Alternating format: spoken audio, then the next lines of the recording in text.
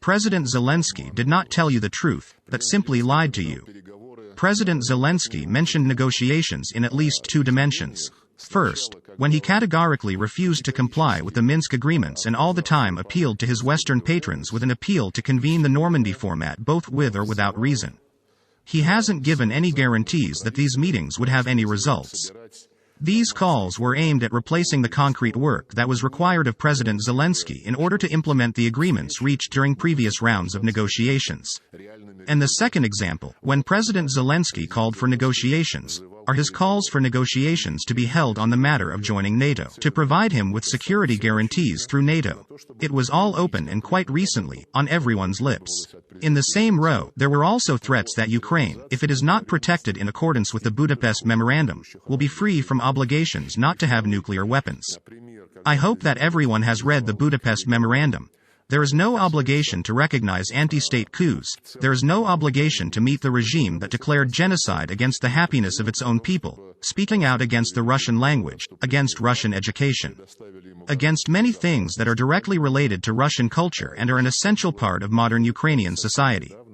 Therefore, there is no shortage of opportunities that were missed by President Zelensky.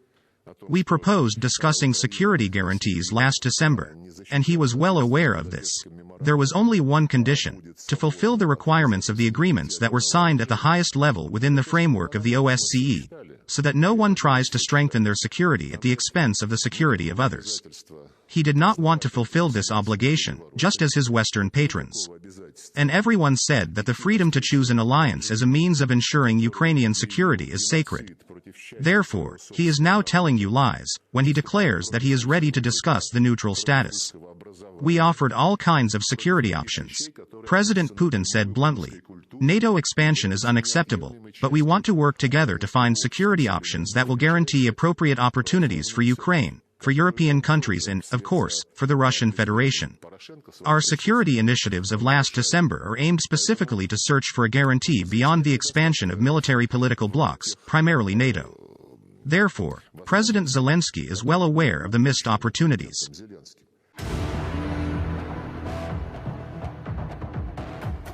We do not see the possibility of recognizing as democratic a government that oppresses and applies genocidal methods to its own people. Do democratic society ban the usage of a language spoken by the majority of the population? Do democracies ban education in the Russian language, or any language spoken by society?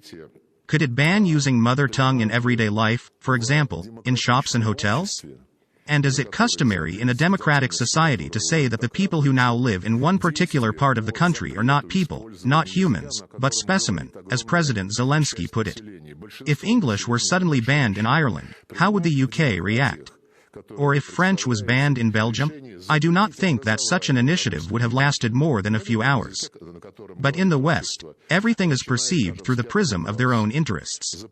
When West is impaired in some way, it immediately begins to raise a fuss. But when the rights of millions of people in Ukraine are impaired, it emphasizes not human rights, but the so-called democratic nature of the regime that is responsible for it. All these 8 years, zero Western companies, including the media, has provided constant coverage of events on the lines of contact. At the same time, our journalists worked all year round and showed the truth: how the civilian sector was destroyed, how women and children were killed.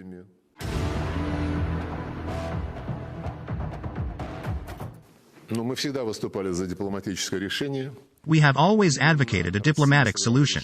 It was Russia that played the decisive role in laying a solid foundation for a diplomatic solution, I mean the Minsk agreements.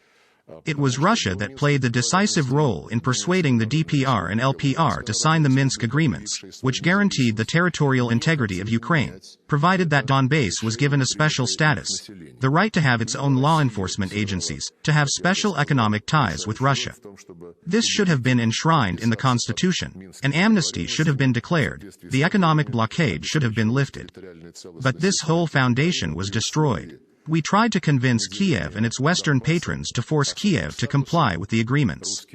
No one lifted a finger to stop the sabotage carried out by Poroshenko and, later, Zelensky.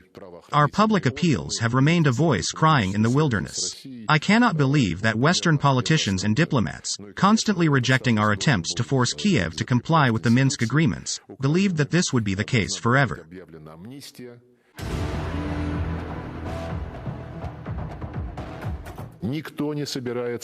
Nobody is going to attack the Ukrainian people. No one is going to treat Ukrainian servicemen in a degrading manner. It is about not allowing neo-Nazis and those who promote genocidal methods to rule in this country. Because now Ukraine is under two mechanisms of external control, the West, led by the United States, and neo-Nazis. Read what Putin said. There are no strikes on civilian infrastructure. There are no strikes on the deployment of personnel that are not associated with military installations.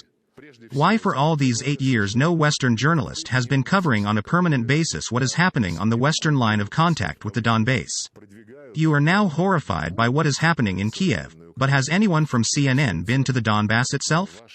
Has he seen how schools are destroyed, how women who carried babies in their arms were killed? How are carpet bombings of the children's beach carried out? Has anyone been there?